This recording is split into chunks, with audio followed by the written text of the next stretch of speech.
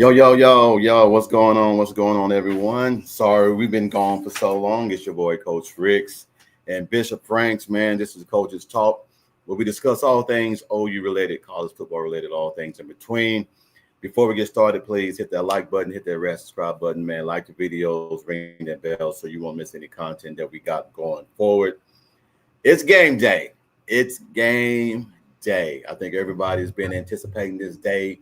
They've been wishing for it. They've been praying for it. Now it's actually here. Bishop, how's everything going, big man? Man, good morning, good morning, good morning. Hey, I had to put my little crispy hat on today. Got my Yeah, Saints shirt and everything, man, for Danny and everything, man. So you know your boy ready to go, man. But I want to apologize to all the subscribers, man, the listeners, man, for the week hiatus and everything that we've been gone for. I've been very busy, man. I'm not gonna sit here and lie to you guys, man. This officiating job that I got, it sends me everywhere. But also, man, the coaches clinic that we got, the new addition, T. Ron Richardson from Virginia. Now, he's from Rockwell. He's not from Hampton, where I was at. But I'm glad that we got him because there were rumors at the meeting, but I couldn't say anything until everything became official. I'm just telling you guys, this is what Wes Goodwin does. Wes knows that the VA, the DMV, Charlotte, South Carolina, Florida, the Georgia area, that's his stomping ground. He knows coaches all over that area. He's going for the guys. Now, you might say, oh, he's a 3-star. There's a lot of 3-stars and everything, man, that this guy, that a lot of teams wanted this guy. Penn State wanted this guy. Virginia wanted this guy. Georgia wanted this guy. Florida wanted this guy. But he's been getting a lot of hot, I don't want to say he's been getting looked at a lot the last few weeks. So I'm just letting you guys know, man, this is what Wes does. Wes goes and finds these diamonds and these gems and everything, man, that made Clemson great when he was there with Brent Venables. So great addition, man, to the defensive line that we've already have and everything, man. So you add him along with Jake Rule and everything, Matthew Nelson, James Carrington, and Daniel Norman. That defensive line, man, is getting better and better every single day. So what's your thought on that? What's your thought on T-Ron, man, coming to the Oklahoma Sooners? hey, like what we're saying, it's a breakaway from the stars and true evaluation. That's what we need to go moving forward because we understand there's only 32 5-stars, and that's not justifying everybody else who's probably 4-star waiting to break into 5-star.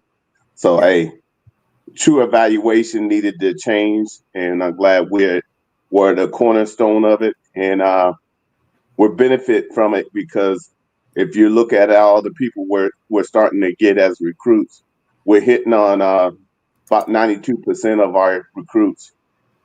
So that's a huge impact on the future. But yeah, I mean, everybody's gonna try to throw money at the 5-stars, but if you can get guys and everything, man, to come in here, man, and work their butts off, you've seen that you have one of the top 5 defensive line coaches in the game right now. And then Yeah. with the rise of Miguel Chavis and everything, man, and what he does and how he, I think his aura about him. There was coaches talking about trying to get him away from Oklahoma, and Virginia's coach and everything. And then there were some coaches and everything, man, from Virginia Tech. They were talking about Miguel Chavis, and that's a testament, man, to what BV saw in him a long time ago. A great addition to the coaching staff and everything, man. So I'm blessed, man, that we got Chavis, man. But with him and Wes Goodwin and Bates and BV, man, look, I keep saying it. Those 4 horsemen, man, I keep saying it. People don't want to hear it. You're going to start seeing now a lot of these guys from the DMV and the Virginia area and in the Columbia area or Greenville area. Greenville, where Clemson is from. You're going to start seeing a lot of these guys and everything, man, make their way down to Norman and everything, man, because these 6'4", 280, 90-pound guys, defensive linemen, that's what BV likes. Yeah. So, like I was trying to tell you last night, there was a kid, boy, running back last night that we were refereeing. He was 6'2", 219. Boy, it was nice. Boy, it was nice. He had about 230 yards rushing. They got beat, though. He all they had, but, I mean, it was just the way he ran, man. He ran like Eric Dickerson, straight up, Wow. but he would lower that shoulder pad in you, man, try to knock the hell out of you. And I love that he didn't try to run from contact. He ran to contact. Yeah, So definitely. a lot of those D-backs, they don't want that business decision. They don't want that contact. They were trying to arm tackle and all that. He ran right through that, man. So just nasty little dude, man. Nasty little guy. So we're going to jump on, man. I'm going to try to do something every Saturday. Jump on about this time, man, before the game start, man. Give a few predictions. Give a few things about what we think might happen. We already seen some upsets yesterday. We saw Army and everything, man. I was shocked about that game. It hurt my $60,000 parlay that I had and everything, picking 20 teams. But I was crazy trying to do 20 down teams on the first week of football. But it is what it is. You know, you can't win if you don't play and everything, man. So we're gonna do a few picks and everything, man, to see what you think. How do you feel about the game last night that you saw between Auburn and Baylor? How did JA look to you? Documentation beat conversation. I think up onto the fourth quarter, he had 112 yards of passing, so mostly on the ground. So it's still. Do Go you? ahead. No, I'm sorry, I mean to interrupt you. Do you think that is the recipe that Hugh Freeze is going to have to use in order for them to win games? Is run his quarterback? Until he, well, until he feels confident, because you could tell there's a hesitation because he's just trying to give him dink and dunks and simple reads, 1, 2, and make your decision. Yeah. So. Yeah, Derek, man, I was hurt, man. When I saw that last second field goal, I was like, man. And I had a great parlay, man. I had a great FanDuel and everything, man. I'm trying to get me a little partnership with FanDuel and everything, man. Do a little something. But I had a 22 game parlay.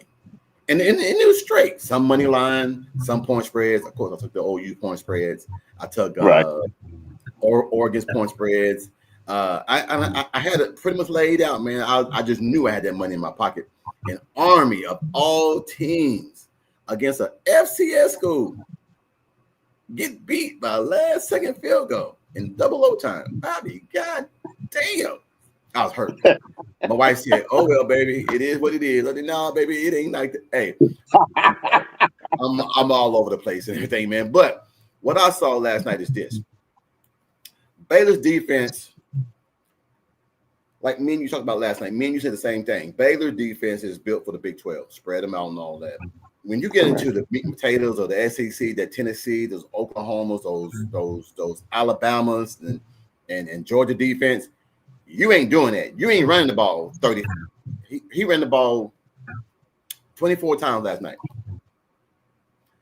He won't make it to Oklahoma if he keeps doing that. You cannot run the ball like that. I think it's a psyche, man. It has to be a psyche thing now because you're a 5-star quarterback and you are scared to throw the ball. Well, it's almost like it's a mental block to where, for whatever reason, when he's throwing the ball, it's almost like he's aiming instead of just having a natural reaction and throwing the ball.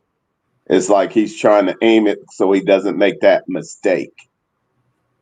So, but as a quarterback, you have to have that gunslinger mentality. You know why prepare for a season when you get to the season? Now I don't feel confident enough to call the plays, so we got to go to our plan B and run you there. Jesse, I'm gonna answer. I want to jump on Jesse's question right quick. Go ahead, What go ahead. are you looking for in our offense today?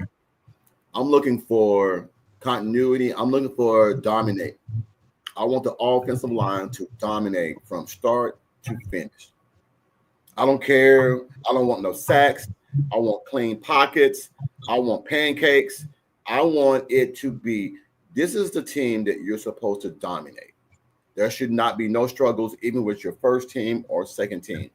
Maybe your third team, but you are so far above elevated in talent than Illinois State. You shouldn't have no problem with this game. Do you feel the same way, Bishop? Yeah, no doubt. And not only that, but I need to see where uh, we the one and two teams. There's no drop off in play. If we have that, then we know we truly have competitive depth. Because the simple fact is, one team, two team, three teams. We have the capabilities of not having a drop off and still being at the same level. That's when Okay. you get into championship mindset. All right. Well, and then he says, what has to be done right? I mean, we've answered that question. Then the next one, he says, just the ending score isn't indicative of how good our offense will be. See Temple last year. Yes, we dominated Temple last year in offense. I think that's the game that Deion Burks had his calling out, coming out 3 touchdowns that game. I think Yeah. there has to be dominant pancake blocks. There has to be at least 1 or 2 100-yard rushers. There Yeah. has to be at least 1 or 2.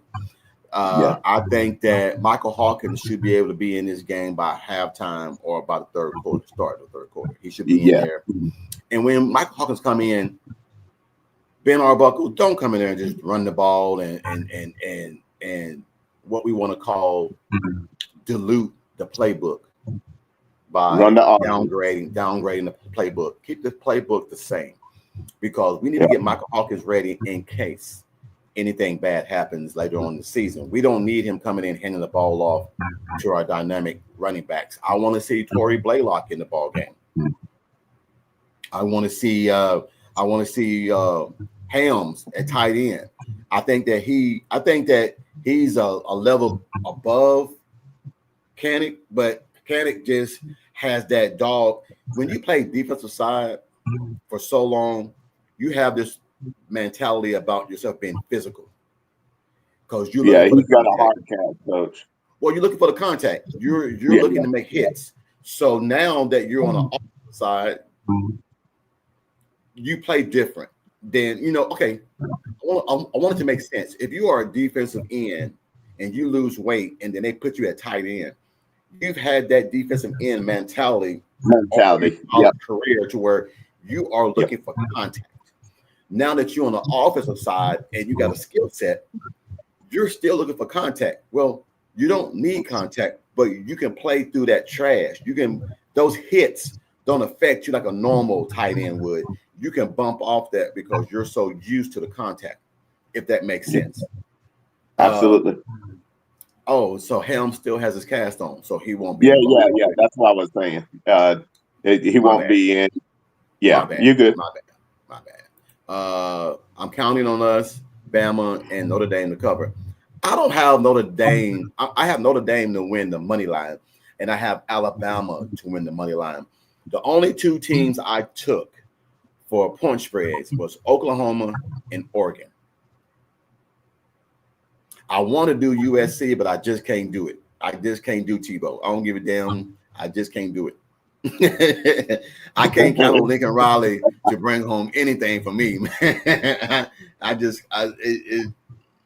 can't, man. So if I win today, I'll win $1,400 2 times, so that'd be $2,800 and everything. So we'll see how everything goes and everything, man. But I'm looking for a good game tonight.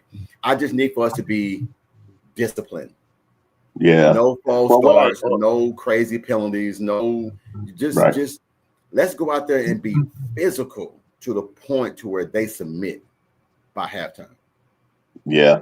Well, what I did is I put a challenge out to the power line. And I told him, if you accept this assignment, 4 sacks and 8 TFLs today amongst the entire group.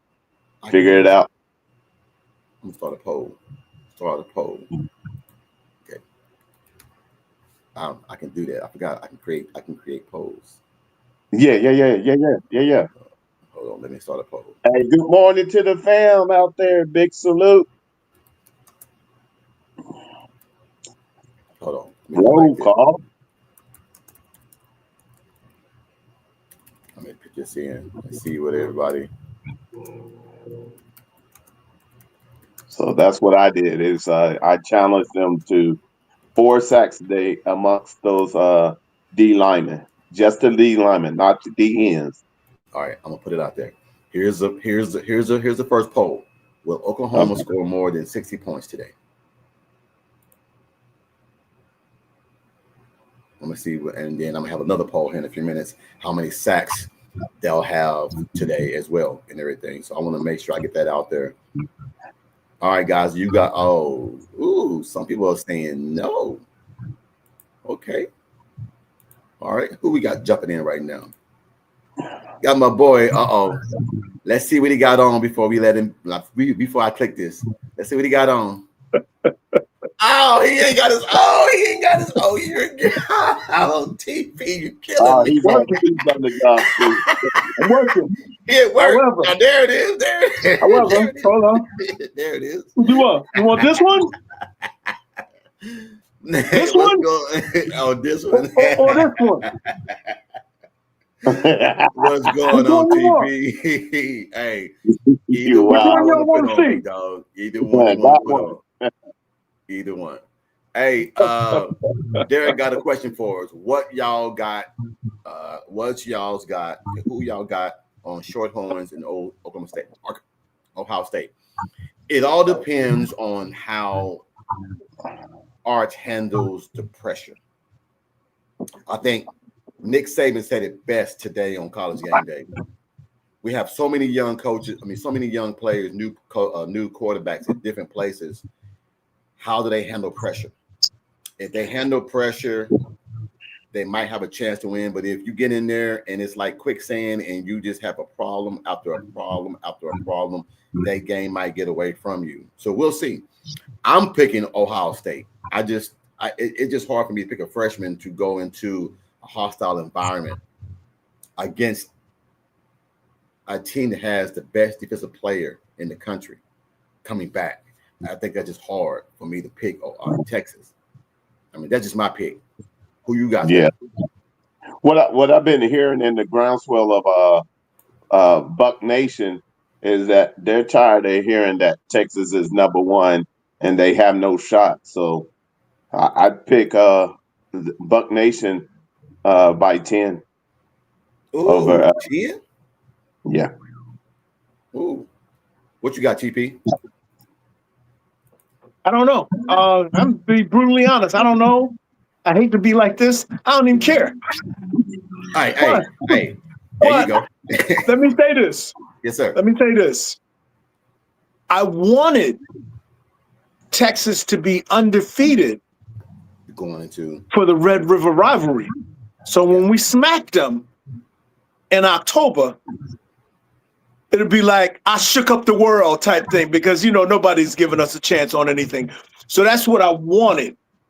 But I don't know. I'm gonna watch what I can while I'm going in and out of this building. But I got you. I don't, me personally, I don't care about either one of them schools. I don't like Ohio State, and I don't like whatever the Texas. I don't like them either. So. Hey, I'm sorry. I'm sorry. I don't have a number and score and all that. I apologize, but I just got a text.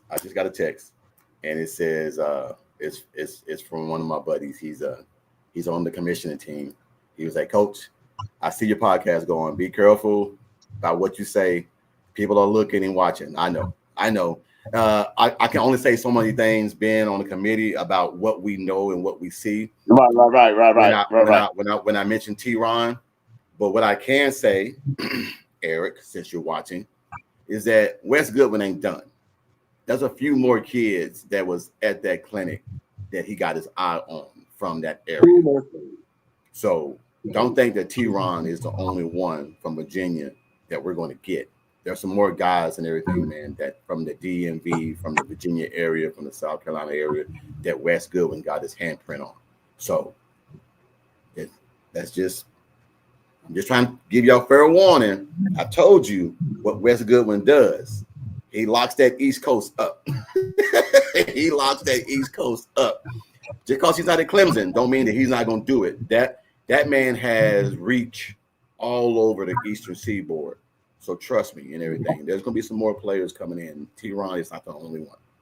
So Eric, thank you, man. That's my PA guy. He keeps me out of trouble from things that I say because I get so excited that I say things and he's like, oh, go, shouldn't have said that. Yes, TP. I hate to go off topic, but I got to ask this question before I got to run out of here for something go down. Yes, the South Carolina game, you're going? Yes, sir. So I'm in transition. Okay. I'm wrapping it up here. All right. And I'm relocating. Okay. So I could possibly be in your vicinity. Okay. If you got a spot for me to get in the game. Hey, I tell you what. I'm gonna call my connections. You let me know if you want to come. If you want to come to that game, I got you. If you want to come to that game, I'll get you tickets. Because I'm done here at this building in a couple of days, but I got some things to wrap up outside this building. And right around mid-October, okay, I'm gonna be taking a trip to Georgia. Okay.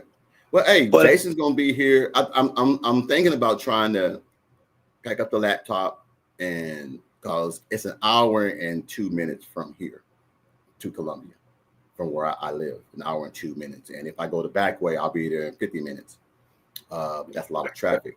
I'm thinking about, the wife wants to go, so we're thinking about getting a room down there and just staying down there for a night or two and just stay down there and then come back Sunday morning after the podcast. We do that night and later on that day because Jason's going as well. So we're all going to go out and eat and everything, man. So if you're down, man, me, you, the wife, Jason, whoever comes down, we're all going out to eat. Okay. So, yeah. All right. So, yeah. I will definitely be in touch with you because if you let me know you are coming, I got you. I got tickets for you. I got you. I'll get with Lance. Lance is the ticket guy down there in Columbia. I'll get with him, and he can give me tickets. All right. Now I got to talk to my wife and make some arrangements. Okay. Just get your room. Now, did your wife want to go too? It's a Saturday. Probably not. Okay. I'll ask her. She's going. She's coming. My wife is going. She loves to go to old football games. So she's coming to the Michigan game with me. Okay. But she's not coming up to the Temple game and that South Carolina game. I don't know. I'll have to ask her. This is just a spur of the moment because it just hit me that you are going. Yes. And I am done here. An hour away. Yes, I'm going to that one. I'm going to Tennessee game. I'm going to Tennessee game. I'm going to that one. I'm going to Dallas. Going to the Cotton Bowl. Okay. And then I'm going to make the LSU game. All right. Yes, sir. I love to hear all of that. Oh, my wife loves that. That's the one thing about Amy, man. She don't like watching TV, sports on TV. If I'm going to an event and she can go, she going. Oh, she loves that. She loves to get out of the house and go do things like that. I'll see. I'll have to check with my wife. Okay, we're good. I have to check with my wife, but I appreciate that. I got to make some, because I told her one thing about wrapping it up. I'm relocating closer to Athens, Georgia. I'll be near Athens, Georgia, about 30 minutes from Athens. That ain't but a few hours to get to Columbia. You'll be 3 hours from me. Okay.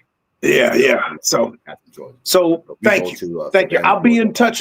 You have my number, you have my email and all that. We'll be talking more about this. Back to topic. My apologies. Back to topic. No, man. Hey, man, this is what brotherhood's all about. Like I said, whatever I can do. If y'all let me, like I told, she was like, where y'all want to go eat at? And I was like, she was like, Benihana's. I was like, no, I don't want to go down Benihana's. I said, they're from the South. We're going to a barbecue joint. We're going to a barbecue joint. We're going to a barbecue joint and everything. But like I try to tell her, barbecue down here ain't like down south. See, I like that sticky barbecue. I like that sticky barbecue, man, to where it's just down here is more they sauce they meat up down here. Okay. Bad. And I just don't like that. I don't like to open my damn thing and there's just more sauce than it is ribs.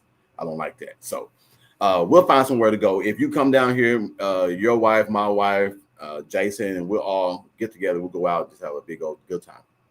Yeah, so, I can't commit my wife to it because she got to her thing, but I'm gonna work something out. I'm gonna be there. I'm gonna work something out. All right. Thank you. I appreciate it. No problem. Derek got 60. Now I got a poll up. TP, I don't know if you know. I got a poll up on YouTube and everything. Is Oklahoma going to score more than 60 points? And a lot of people are surprising me. A lot of people are saying no. Will Oklahoma score more than 60 points today? 80% says no, 20% says yes. So I'm shocked. You know, I can't remember what my pick was. Meaning the score, because we went through the games and you asked score and everything. I think I said 56, but I can't remember. I said 63-9, I believe. They'll get some field goals. They'll kick some field goals. But I'm gonna have another poll up here in a minute. How many sacks will Oklahoma have more than 5 sacks? Let me try and get this poll up. I'm working off my phone. Okay. All right. You good. I got it up on the TV, but I'm working on it. Hey, man, look. I'm going to tell you right now, man. My wife is about to transition my man cave into that picture I sent you guys. We're going to paint the whole room black. We're going to put some things up. We're going to have an artist come in here and put the logo on the wall. He's going to paint it on the wall, and then I'm going to pretty much transition my whole man cave into an official podcast where if I have guests here, they'll be over there and I'll be here and we can still do the same thing. So I'm about to do a whole renovation of my man cave. So and I love having my wife. I love that my wife is more into it than I am. She loves to like that. She likes to do projects around the damn house. And I tell her, you can do any project you want, as long as I ain't got to do nothing. as long as I ain't got to pick up a hammer or a nail or whatever. I can do it, but I'm just too busy. I don't want to do it. I'll hire somebody to do it. So, big salute to Mama Amy. Big salute to Mama Amy. Amy. Man, look, that woman, man, look. I tell everybody, man, look, I'm so blessed that a lot of men, we don't say that about our wives and everything, man.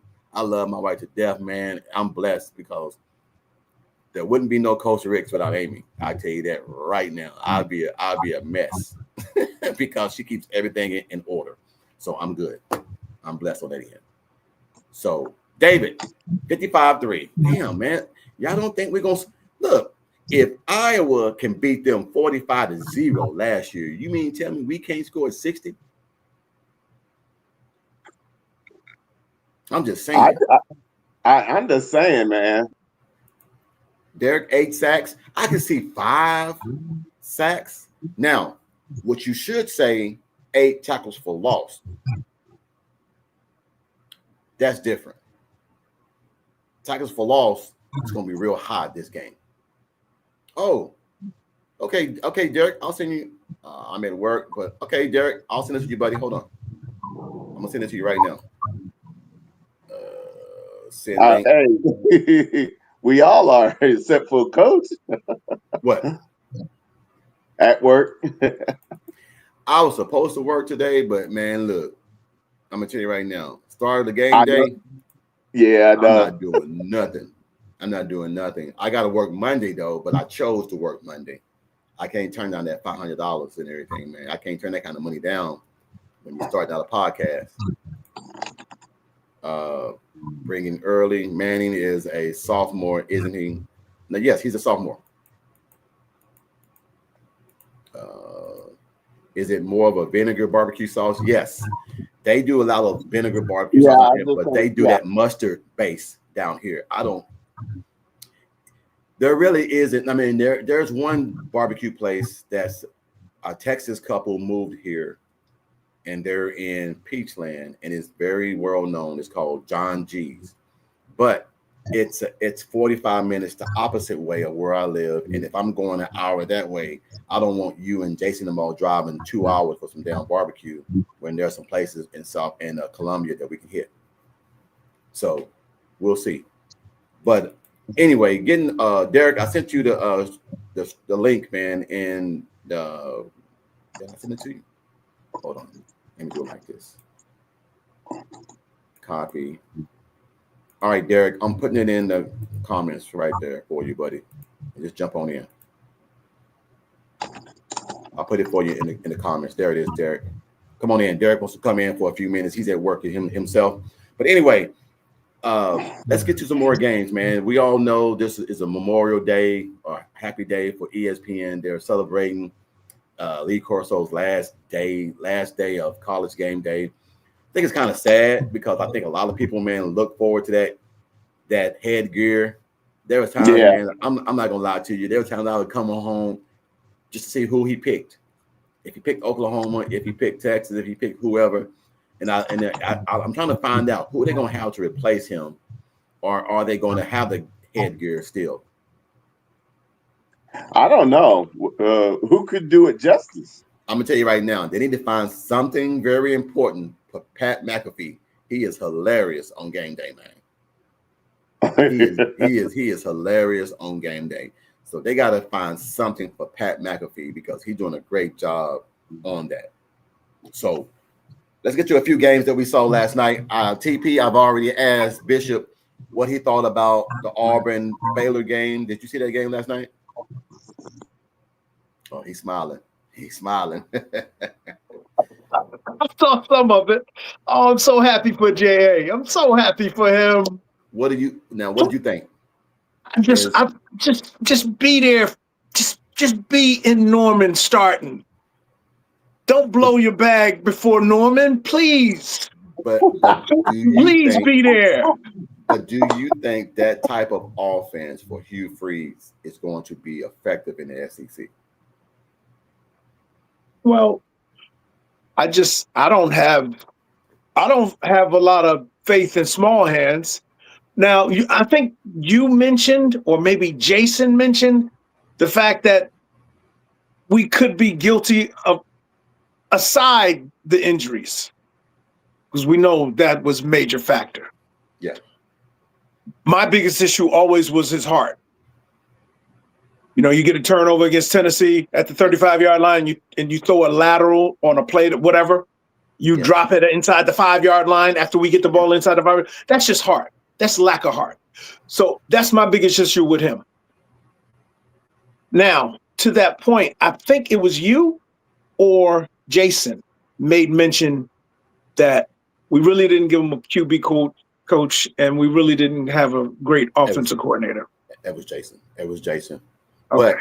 But like you just said, those are mechanics. Those are things. Like if you are a fireman, correct? I can only imagine what you go through on a daily basis. But no matter if you go from that firehouse to a different firehouse, the same mechanics, you know the essentials to get to that next spot. It doesn't matter if you go to Oregon, Auburn, Georgia, Athens, you still know the principles of what a fireman does. That's all on Jackson Arnold. If I'm a quarterback, no one has to tell me I cannot put the ball on the ground. I cannot throw interceptions. I cannot those are mechanics that can't be taught. You either have it or you don't. A running back knows if I put the ball on the ground so many times, guess what? I'm not going to be in the ball game. So those are things coaches always tell you, don't fumble the ball, don't make mental mistakes, don't lose your cool. If you do those things, that's on you, not on the coach. So Jason might have said that, but I think that's on JA. What I told Bishop last night is this. Jackson Arnold and that Auburn offense cannot do what they get against Baylor in the SEC. You're not going to run up between in the A and B gaps on the SEC teams. Now, Baylor is built for that Big 12 to spread them out. Let's guard the whole football field and contain everything inside. Jackson Arnold and them all ran that zone read. They ran it very well last night. But against the best defensive front in the SEC, Oklahoma, you're not going to do that. And one more thing that OU has that nobody else has. They know Jackson Arnold. They are the kryptonite to him. They know exactly what he's capable of doing. And if the defense gave him hell last year when they wasn't good, imagine what they're going to do this year when they are good, when they play him. That's what I did note. That's what I did notice last night. I thought Baylor's front three, I thought they looked light. Yeah. I thought they looked underweight. Baylor's guys were 250, 260 defensive tackles. Oklahoma's in the 290. Look, I'm going to tell y'all, you think I'm lying, 255 and 290, two big different things. That extra 40 pounds means something. That extra 40 pounds means something. But I just think that the way that they ran the ball, and they were very undisciplined. You cannot have 9 penalties. They had 9 penalties for like 80 yards. So you pretty much gave them almost a whole length of the field of penalties. And that kickoff return hurt. Because you had just put the game back into you gained momentum, and 10 seconds later you lost it. Yeah. So I don't know. I just think that Auburn's Jesse says, does the Auburn offense concern us? No, because they didn't show shit last night. Look, Baylor quarterback threw for almost 400 yards last night. He threw for almost. Hold on. How many did he have last night? Let me just see. And he had about 3 something when I last checked. Yes, sir. No, here's the thing. The bottom line is look at the level of play, and it took everything they had to win that game. And you know how the SEC is built through the line. As a storm is brewing, and it's called Sooners. Let me see. He had. Let me get to the stats because I don't want to lie on the young man. All right. I was flicking back and forth between both games, so I didn't really focus in. Here. Check this out. Robertson, Baylor, 27 of 48 for 419 yards. If he threw for 419, John Mateer's gonna eat that ass up. And put it like this. I'm just saying. He doesn't have the combination of run and pass. Jackson Arnold ran 16 times for 137 yards. Who was the last quarterback to run for over 100 yards in Oklahoma? Miro didn't do it. No, it was last year. In the bowl game. That long run by the Navy quarterback. one long run plus what he did for the whole game was the last time. But Jackson Arnold is not going to run the ball 17 times for 137 yards against Oklahoma, because then that means if they get down, this is the way Auburn offense has to be. If they get down, they're in trouble. Because when you get down, you got to pass the ball, correct? If they can't pass the ball, you become one-dimensional. So now I ain't got to do anything special because I know you can't throw the ball. And a lot of coaches in the defense in the SEC know that Jackson Arnold doesn't have the confidence to throw the ball deep. So they're going to start playing those zones again and putting pressure on him and forcing him to throw something that he don't want to throw. Yes, sir, TP. last night there were a couple of plays. He was looking a little panicky. Yes. I didn't I saw watch the the whole same game. thing. I come back Yes. and they up. I said, okay, well, it's going well for him. Good. He'll be starting against us. But I'm watching some of them plays. I'm like, oh, he looking a little panicky. There was one play. Go ahead. No, go. Go ahead. There was one play. He had the ball for like 7 to 8 seconds, just looking, patting. You won't have that long against Oklahoma. I tell you that right now. BV will have he would pull everybody off defense and bench him if they cannot get pressure within 4 or 5 seconds. It ain't gonna happen. That's exactly what I was gonna say. So, I mean, it has to be mental, guys. It has to be mental for this young man. And I feel bad for him. I'm not gonna say a lot to you. I feel bad for him. It has to really suck to leave a place thinking that you left everything behind, all the negativity, everything behind, and you go somewhere else and it rears its ugly head again. And now you're going through the same thing again at a different place. And I'm gonna tell you the honest God truth. Last night showed me that Hugh Freeze does not trust Jackson Arnold. Correct. Just break that down for me, because like I said, I was back and forth between games. Explain to me why you say that. I'm gonna tell you right now. Let me just bring the stats up. Let me just go to the whole thing. Let me bring it up to you and show you why. Now, as everybody said, they have the best duo combo of receivers, not in the SEC, in the country. Facts. The two best. You went and got Georgia Tech's wide receiver, and he's a stud. I'm gonna tell you right now. Ooh, boy, Eric Singleton is gonna be a problem. But Jackson Arnold threw the ball 11 times last night. 11 times.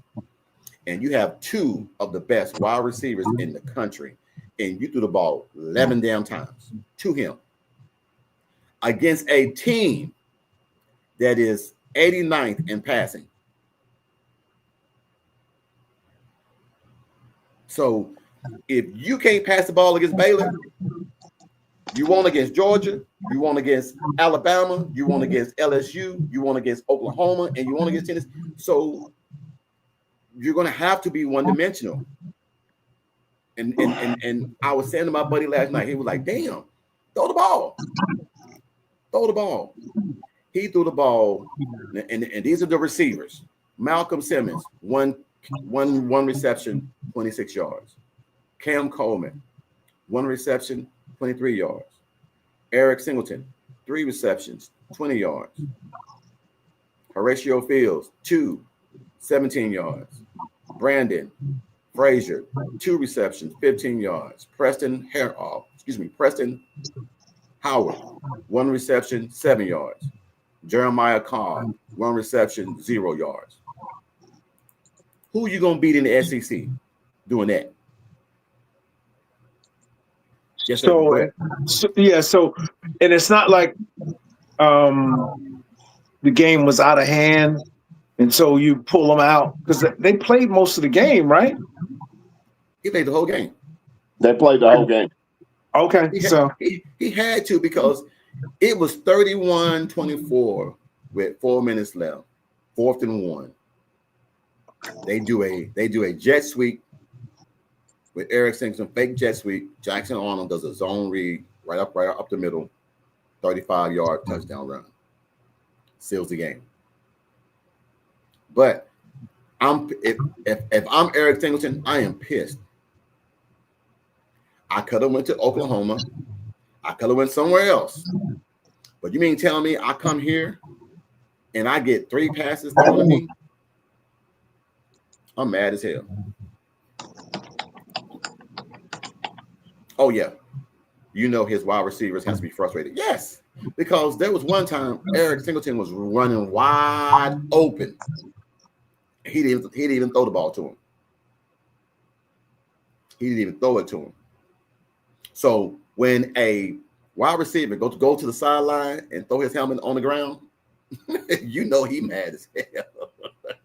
You know he mad as hell. So there's some concerns for Auburn fans. There is some concerns, but just hang in there, baby. J.A. Don't hang in there, baby. Hang in there. September what? September something. Oh, just hang in. You get to go back to Norman. Hang in there, baby. Just stay there. I'm gonna tell You you know, this. when you pull it out and run up that little crease, and Big Boganowski's little son is there. It's that game is going to be September the 20th. Hang in there, Jackson. Boom, boom, cry. And check this out.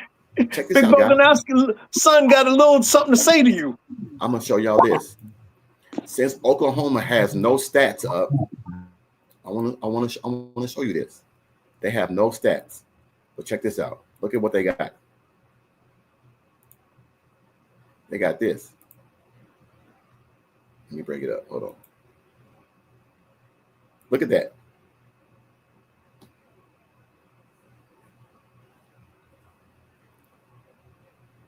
Hold on. Let me get that off the screen so y'all can see this. Hold on. They got them picked to win against Oklahoma.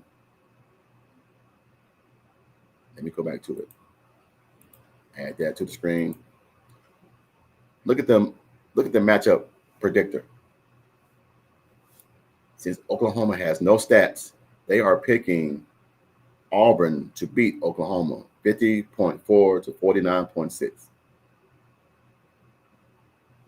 Now, keep that same energy. I wish I could print this off and send it to the Oklahoma guys and put it in their damn locker room so they can just see that when that game comes.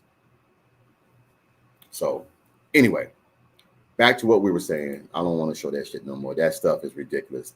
Stats don't mean anything. From what I saw last night, Jackson Arnold is still that same guy that's going to make mental mistakes. Because someone said right here, he threw the ball.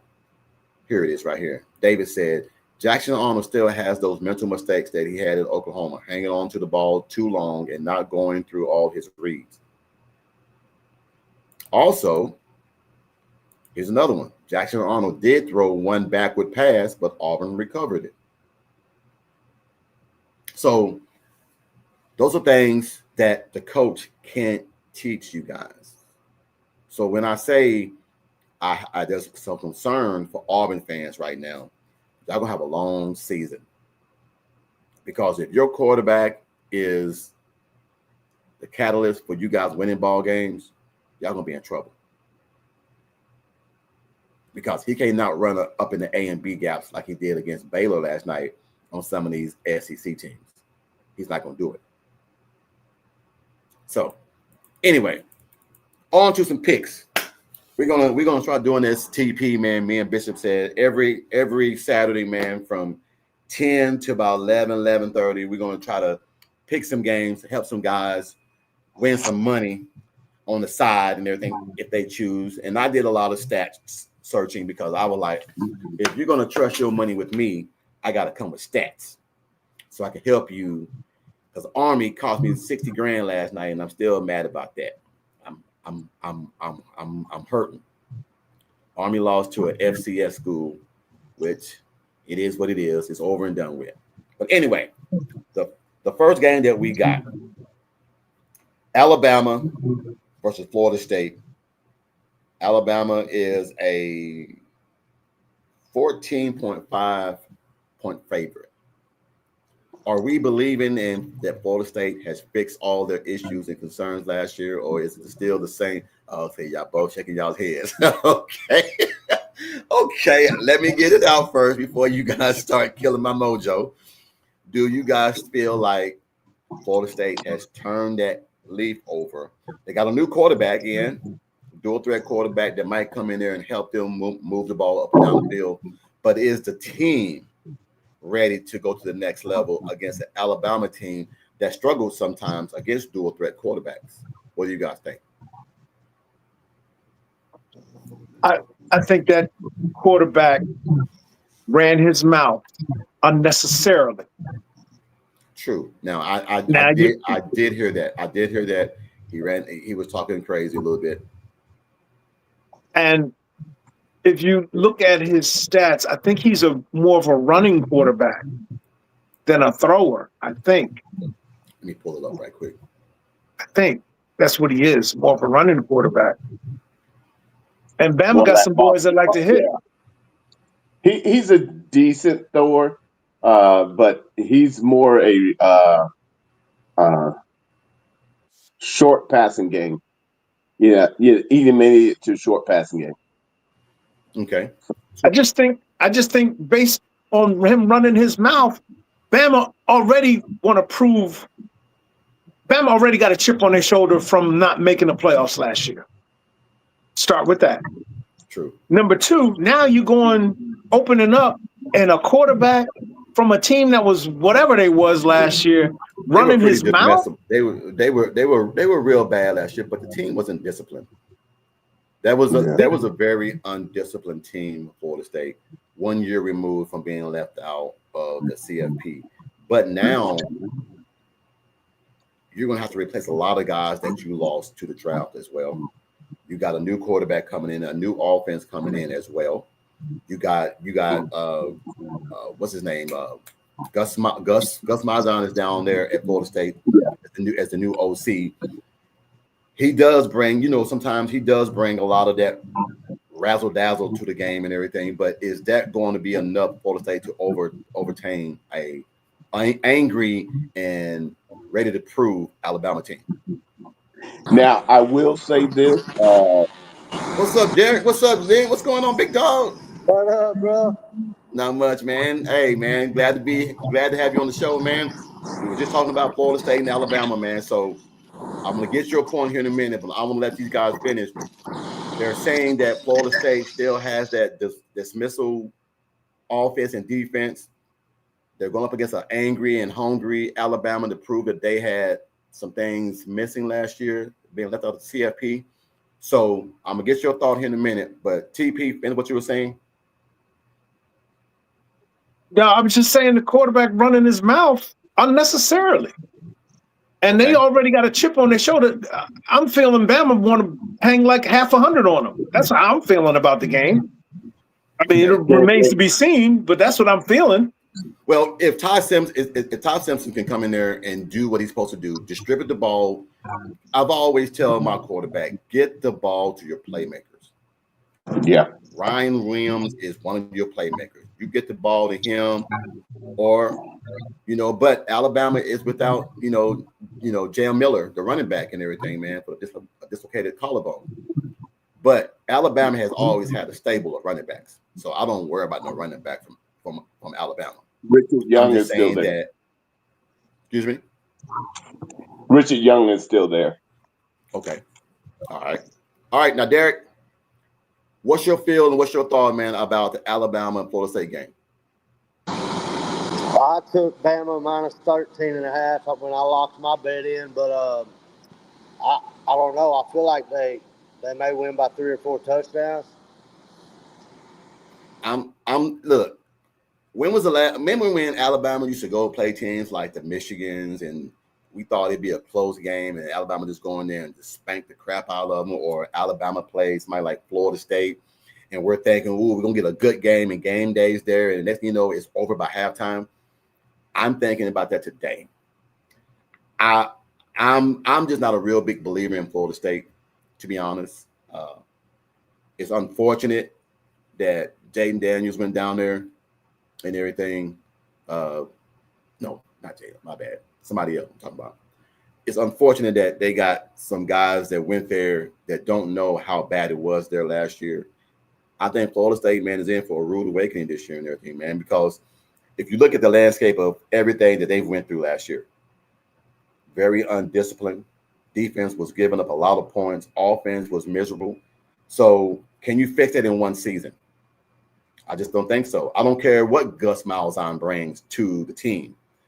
It takes you a year or two to get a new offensive coordinator's playbook down and start to gel with it.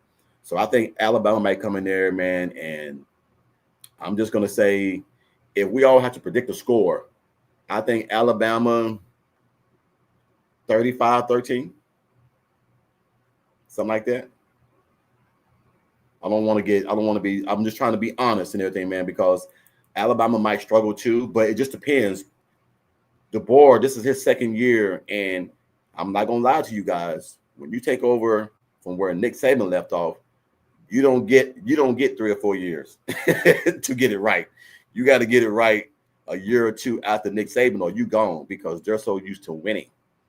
If DeBoer can get in there and get the plays calling, because last year, I'm not gonna lie, I think Milroe hurt them last year, not being able to pass the ball, not having the progression to pass the ball down the field.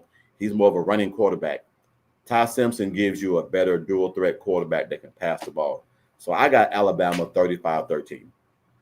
Yeah, I think bringing in Grubb, getting Grubb back with him is going to make a difference.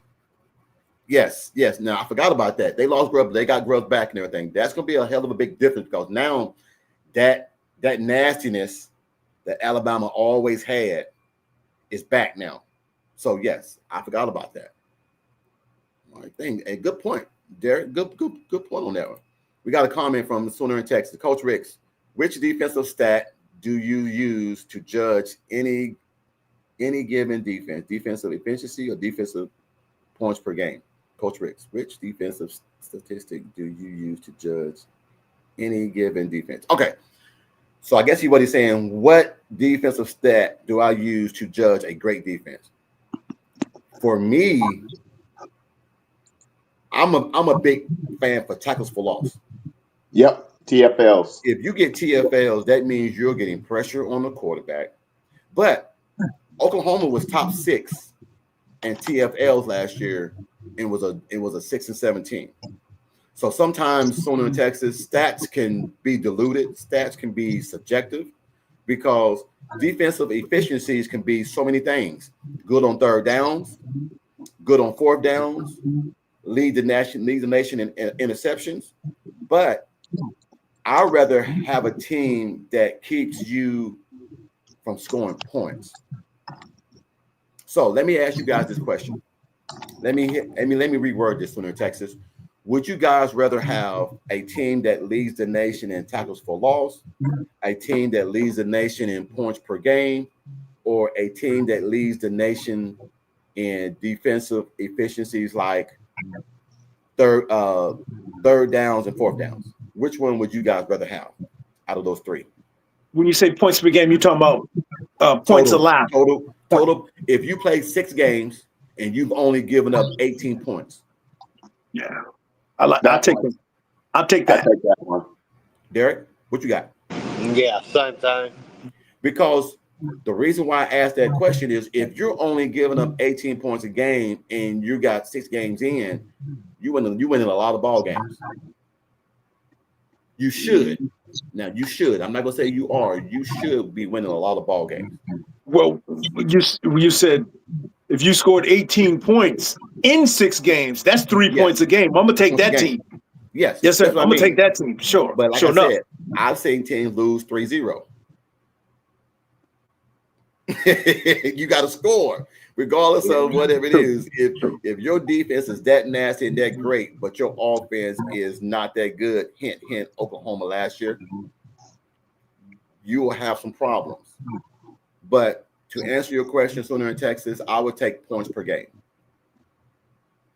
If you're only giving up 6 points a game and you can score 14 or 15 points, you're gonna win. You're gonna win almost every one of your games. All right. Next game we got, which I kind of don't think it's a real good game. Tennessee versus Syracuse. Now I know that Nico's gone, but it's still Josh Heupel's offense. They're playing in Tennessee. We don't know that much about Syracuse. You know, we know that the ACC is always. I mean, the Big Ten is being kind of subjective. They're top heavy. Your Penn State, your Notre Dame. No, Notre Dame ain't in there. Your Ohio States, your Penn States, your USC, your Oregon is top heavy. Are we believing that Syracuse is going to give Tennessee any kind of trouble today? Yes, sir. TP.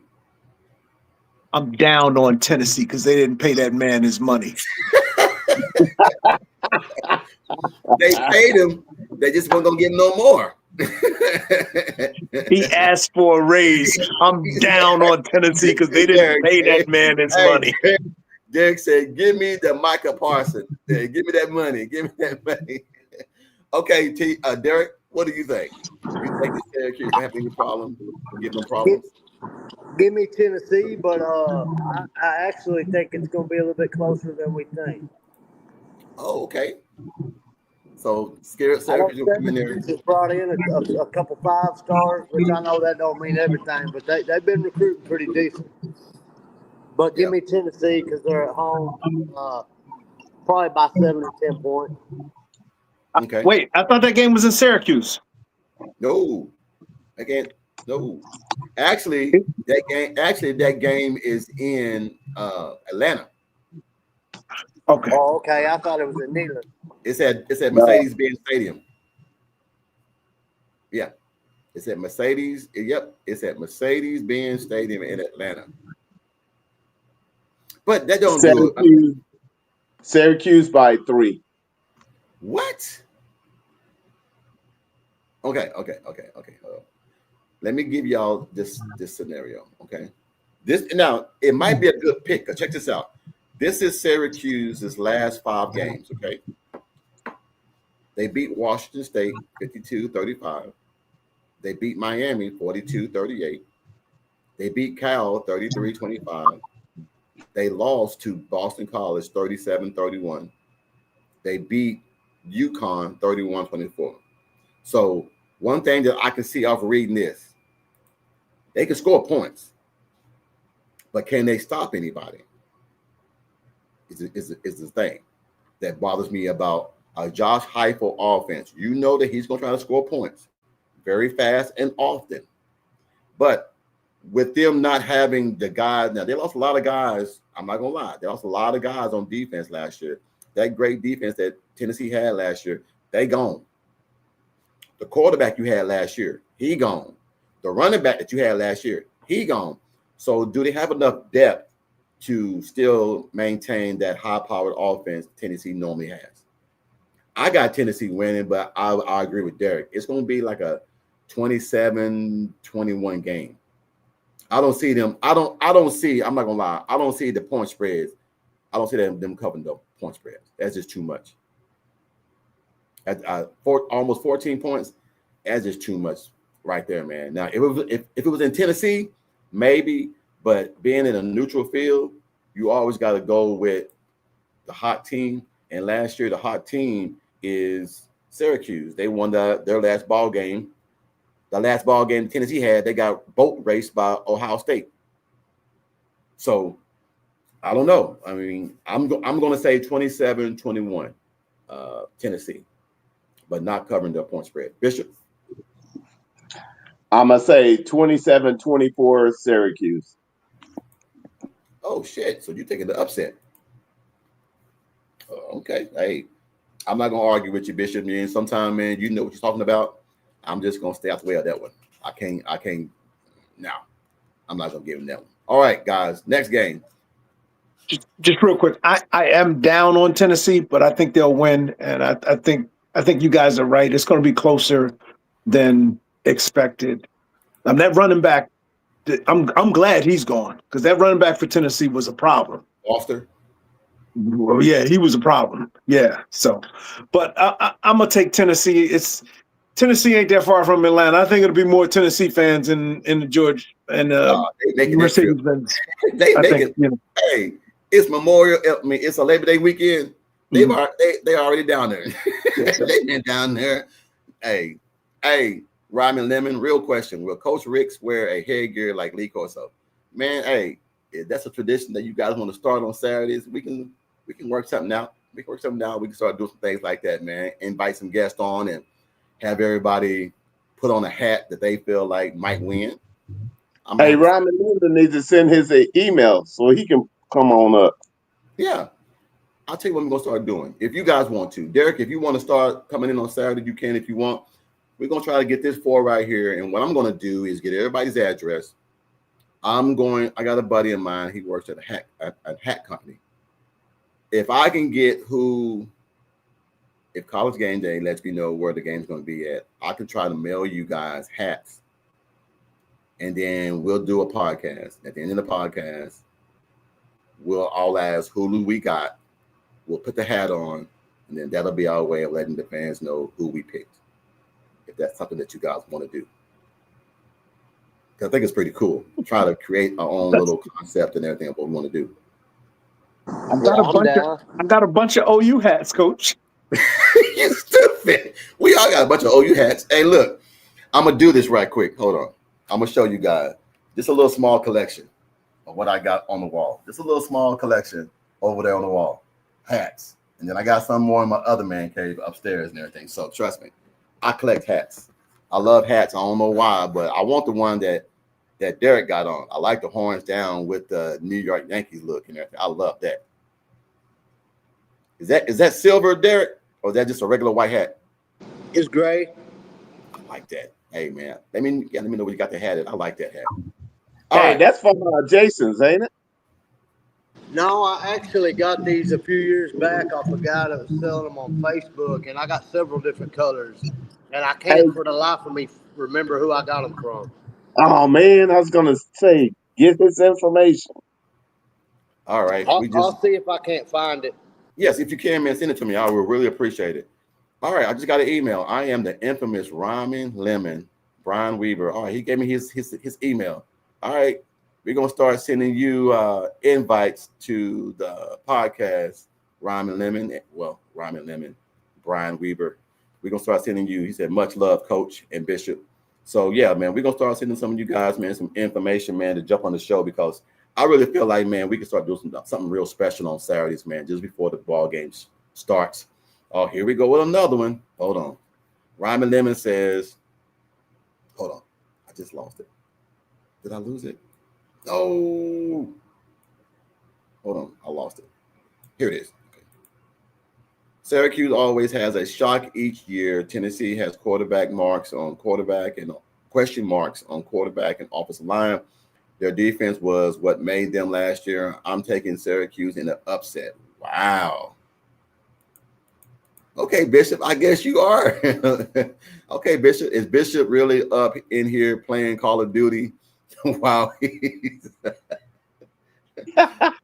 on the stream? You better get high score, dog. Rhyming Leonard.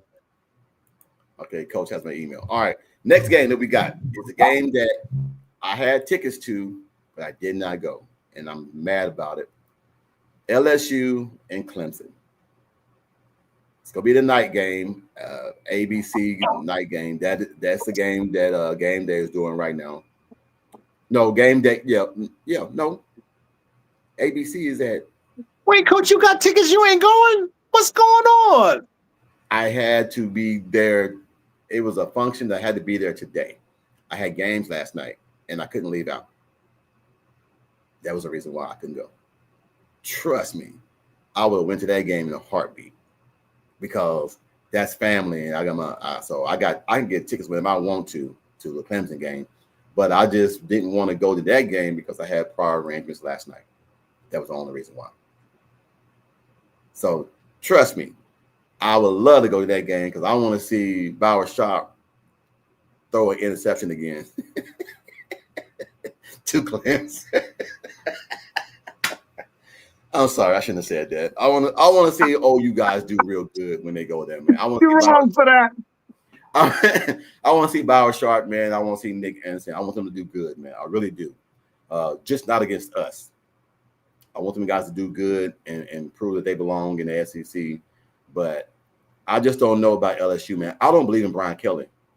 I don't. It's just something about Brian Kelly that I just don't believe. Now, TP, that's a guy you should be mad at because he don't believe in paying players. He don't. He said at LSU, we don't pay players. He a damn lie. He a damn lie because one thing I've learned, we live in a day and age right now to where parents have got hip to the game. If you want my son to go to there, you got to pay him. And as any parent, I'm the same way. If I know this is the way it is now, I'm going to call TP, and you're going to be my advocate, and TP's going to get me my money because I want my money. We're going to bring the union boys down. We're going to get that money. All right, Derek, I got a question for you. Who do you got in the Clemson and LSU game? Do you think Brian Kelly has finally learned how to be a great coach, to maintain the defense, maintain the offense, even though he got new players all around him? It's not the same kind of players that LSU used to having. Do you believe in Brian Kelly? I don't. I'm with you, Coach. I don't believe in him at all. I do, although I do have this as the game of the day. I think it's going to be a good one, but give me Clemson at home. Yeah. Everybody's underestimating Clemson, man. Clemson is nasty. And they got a squad, man. They got a squad. Don't forget, they got Penn State's defensive coordinator to come there. And one thing about Penn State last year, it wasn't their defense that was the problem. It was their offense that was the problem. If Penn State can, if Franklin can ever get a OC that knows how to open up the playbook, and he got one, he got one, but he still handcuffs him to the damn bed rails. Let that man go. He can call plays. It's the ex-OC from Kansas. He can call plays. Let him call the damn plays. But I think Clemson is going to win. Look, I'm going to say 13 points. Clemson is hard to beat at home. Very hard. What you got, TP? Dabo, he doesn't believe in the transfer portal. Is that his thing, right? He used to. He does now. Okay. He does now. Okay. He had no choice to. He had no choice because Dabo would not be there right now if he didn't. And he's okay with paying players, right? He is now. Okay. All right. Just for clarity. Hey, those are your two concerns. Are you all about the NIL and transfer, and are you all about paying players? Yes, sir. Because let's be real now. If Alabama come to Dabo and say we're gonna pay you $20 million and you can come and be the coach, all right, he might leave Clemson in the middle of the season. It ain't no Let's Mike. just be honest. It ain't no Mike. He's alumni. He don't. Let's be honest, right? So, but I'm agreeing with Derek. I'm going with Clemson at home because they got a chip on their shoulder because they think they the real Death Valley. I'm gonna leave it at that. Well, the Tigers. Hey, real quick, guys, give me about 2 minutes. I'll be right back. Yeah, go ahead. All right, Bishop, what you got, B-Dog? 24-3 Clemson. Oh.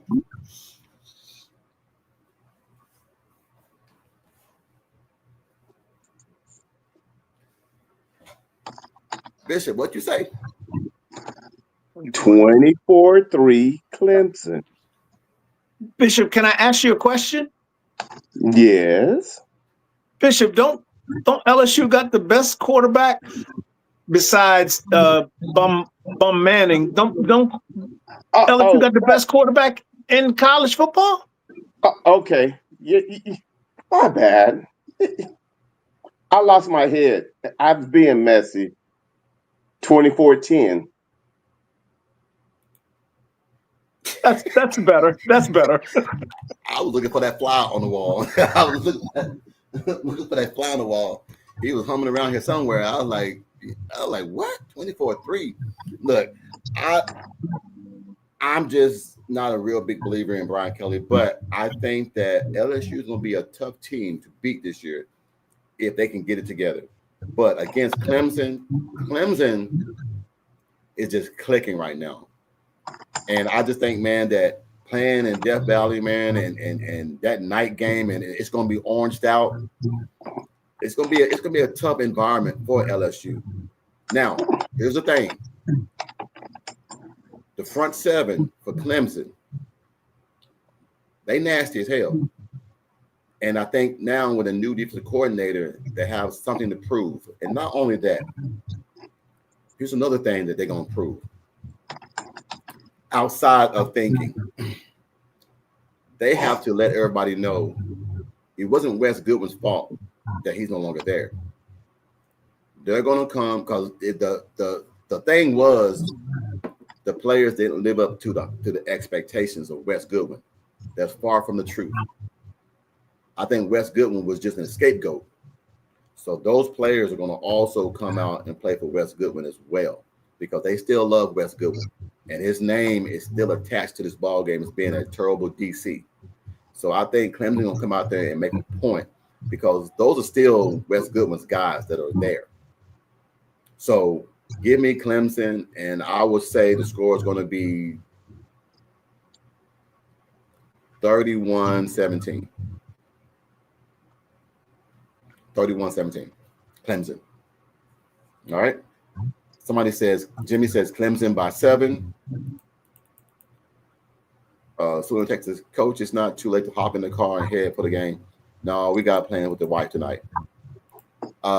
Yes, I heard that too. Nuss knee is tweaked. I don't want no excuses. I don't want to hear this right now that his knee is hurting and all that because that always comes into being a problem when they lose. Well, he had a bum knee. I don't want to hear that. It's the first game of the season. It's hard to talk to us about injury. Hey, we get PTSD and everything, man. Hey, man. Look, when it comes to that injury thing, man, this is what I always tell people. Everybody plays through injuries. It just depends on how much you can tolerate the pain. Everybody here that's played football or any kind of sport has played hurt. I played with a hurt ankle. I played with a broken finger. I played with a bad back. I played with a ruptured elbow. I had cartilage in my shoulder. I still played. Because one thing I always told myself, I'm going to run until the wheels fall off. Well, the wheels are on hubcaps, so I'm done. But I did everything I wanted to do playing sports. That's football, that's basketball, that's tennis, that's volleyball, that's golf, baseball. I've done everything I wanted to do. So I'm good. All right. It pains me to say this, but outside of 2016 Notre Dame, Brian Kelly has had his team playing above 500. He knows how to manage his coordinators. Sorry, this is a game by 2 quality coaches. LSU by 6. Okay. One thing, Ron Lemon, that you missed is that Dabo is very good at playing big games, except 2 coaches that got his number. And that's Georgia's coach, and that's Nick Saban, who's no longer coaching. Anybody else, he's waxed that ass. So I take Dabo. And now, okay, who would you rather have, guys, in the comments? Brian Kelly as your coach or Dabo Swinney as your coach? Dabo. I mean, and so now, who's one more? Dabo. So until Brian Kelly can win those big games, I just don't believe in him. I just don't. I don't know what it is about him that I don't fall in love with, but I just can't fall in love with the guy because whenever you tell a player, I'm not going to pay you, and we don't pay players, I just got a problem with that. But then you're getting all these millions and you're making money off these kids back, but you don't want to pay them. Yes, TP. I think it's the lack of the lack of realness with him. That's what I think it was. Remember when he got the job and he tried to come with a fake accent down there in the interview? Oh, remember that? That Louisiana accent. He tried to fake a Louisiana accent. Look who's joined the group. There's Dwayne Johns. What's going on, Dwayne? What's going on, man? What's going on? You know what? I seen your thing saying that you was coming on. I was in the barbershop, and I said, you know what? When I got home and I just thought about it, I said, man, let me get on here real quick. I know it's time is spent. What's going on, fellas? How's everybody doing on the panel? What's up, Mr. Ryman Lemon? Congratulations. Welcome to the show. No, that's Derek. That's Derek, man. Derek. Oh, Derek, my bad, Derek. I apologize. Hey, Bill, look, charge it to my head, not my heart. Charge it to my head. What's going on, Mr. Derek? It's that fresh cut. That fresh cut got you sidelined. Hey, man, look, I got to do it before I'm about to go ahead and watch a little TV, man. Hey, is Texas gonna lose today, Coach Rick? Please tell me yes. I told you I got Ohio State. I just cannot see a freshman quarterback going into a hostile environment with the best defensive players still on the field. Now, here's the Yeah, I thing. agree with you with that. I agree with you with that. It all Yeah. depends on how he handles pressure. If he can Right, handle right, pressure, the game will be close. Now, if that game gets out of hand, it's going to kill his confidence if the game gets out of hand and they can't do their thing. Ooh, that better not happen. That Well, better not happen to him. I've always said that.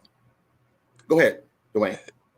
Boy, if Arkman loses confidence, I mean, nothing against the man, but yeah, if they lose, that's that. Excuse my language, that's their ass. Gotcha. Well, Ramen Lemon, I agree with this a little bit.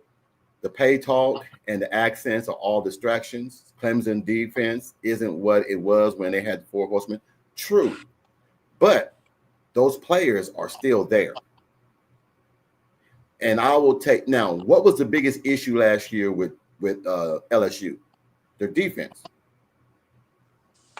So I would take Clemson defense over LSU defense. Now, let's get to what it is. The two top quarterbacks that everybody has in their Heisman list of if the top 5 quarterbacks is playing today. Cupnick and everything for Clemson, and then you got Nussmeier and everything at LSU. So it'd be a good quarterback duel, but I just believe in LSU. Look, that wide receiver, I think his name is Sweat for Clemson. Last year in the bowl game against Texas, he ate their ass up as a freshman. He's a sophomore this year. So Clemson is going to be throwing the ball all over the field. It's a different atmosphere playing in Death Valley at nighttime when they orange that field out. It's going to be nasty as hell. So if LSU can go in there and handle the pressure, it'd be a good game. If not, 31-17. So take your pick. All right, Derek, I'm gonna ask you guys a question. I took a poll, and the poll is I'm gonna read you guys the poll. So far, will Oklahoma score more than 60 points today? 53% says no, 47% says yes. So I'm gonna ask the panel: do you guys feel like Oklahoma is going to score more than 60 points tonight? Yeah, give me 63-3. All right, Dwayne? I think about 60. TP? TP? Oh, he got it muted. Yes, I'm here. Yes. I think I originally picked 56, but I just voted in the poll. I just voted. So I think it's 50% now. Because I just voted yes, they're scoring over 60. So I got to change my score to 63. Right. I think 63-10 because I said 56-10. 63-10. Bishop? 63-3. This is the reason why I say 60. All right. Every time Oklahoma plays at FCS school, they go crazy. But this is the first year that there are no. I want to find the right word. There are no desired bad figures, bad thoughts, or bad things going on in Oklahoma right now. Defense is top notch. Oklahoma has something to prove on offense. I think that they're just going to be too much and too physical for Illinois State. Take it for granted. If Iowa, who can't score points against a good team, scores 45 on you and beats you 45-0, Oklahoma is going to mud walk you. They should. Okay, TP, what you got for me? I'm stealing this from Jay of Unfair Sports. They are ranked. They're number 6 in the country. In the FCS. Well, they are ranked number 6. So. Hey, that C and B are two different things. That C and B are 2 different things. And I'm just gonna tell you guys. Come on, man. I'm thinking John Mateer is going to come out, and we've always wanted to see this, and I always say it. Everybody's always wanted Lincoln Riley's offense with a Brent Venables defense. You're going to get that today. And great teams like Oklahoma, when you play bad teams, you have to beat them real bad and get the backups in. I want to see Michael Hawkins in. I want to see the Torrey Blaylocks in. I want to see R. Mason Thomas on the sideline. I want to see a lot of these young cats come up and get some of that playing time. But what I'm really looking forward to, man, is I like that we got a freshman, Guillory, starting at cornerback.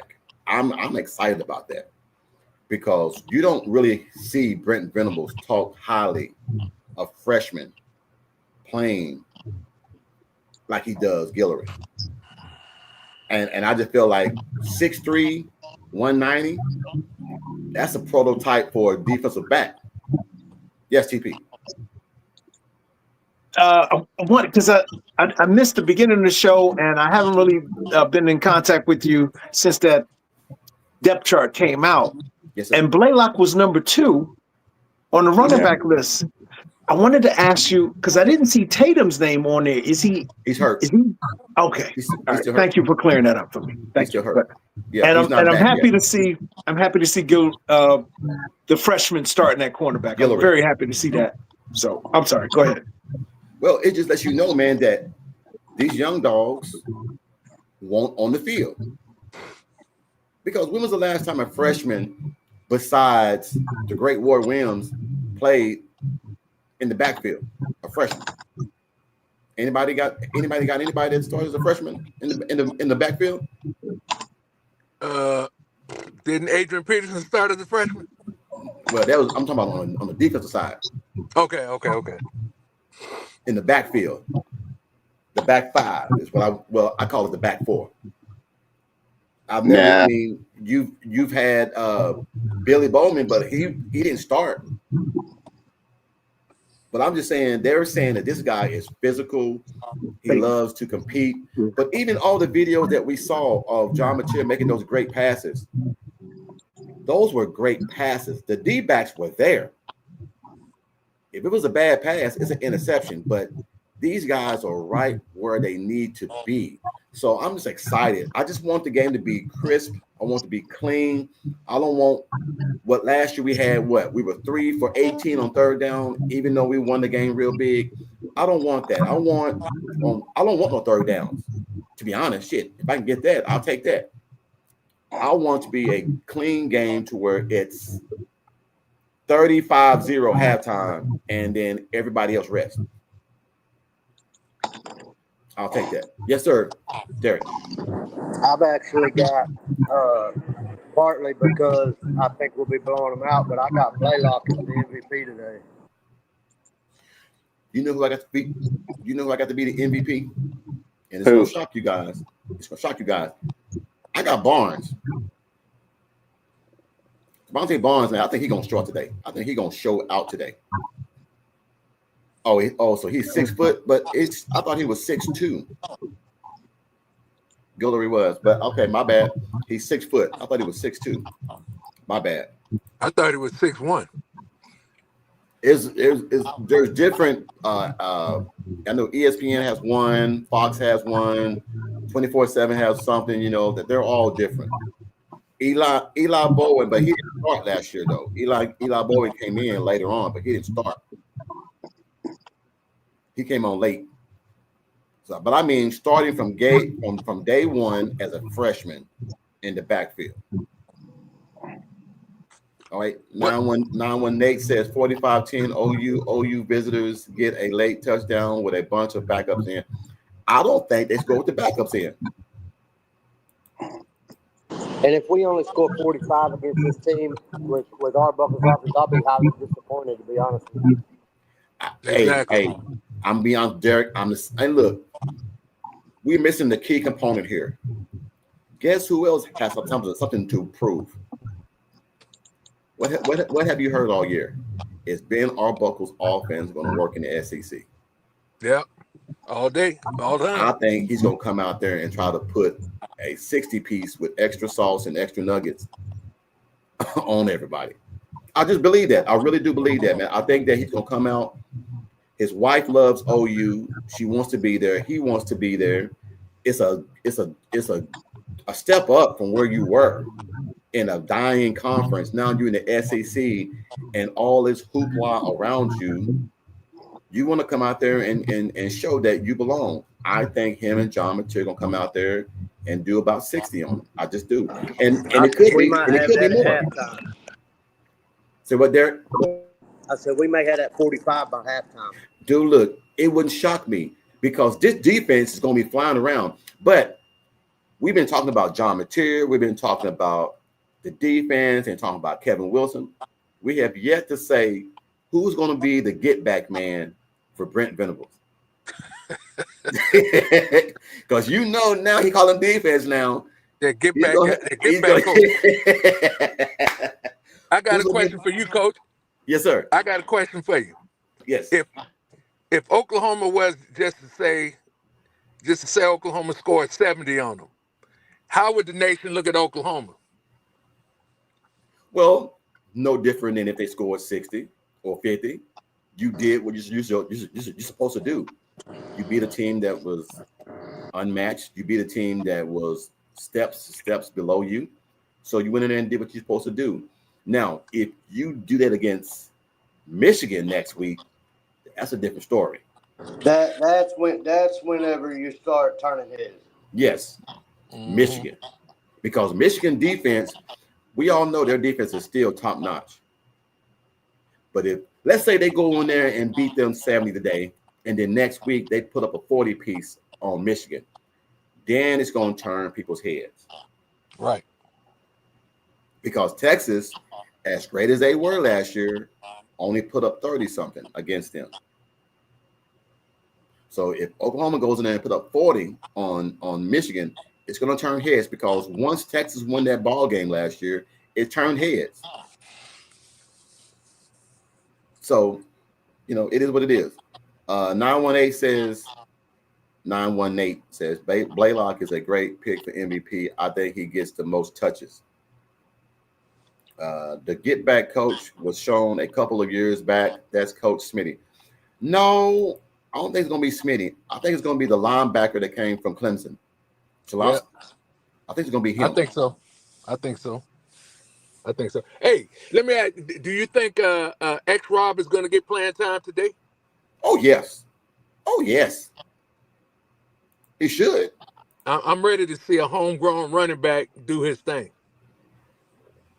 It says Bishop dropped that camera so he could pull a Coach Ricks and eat that gumbo and Chick-fil-A.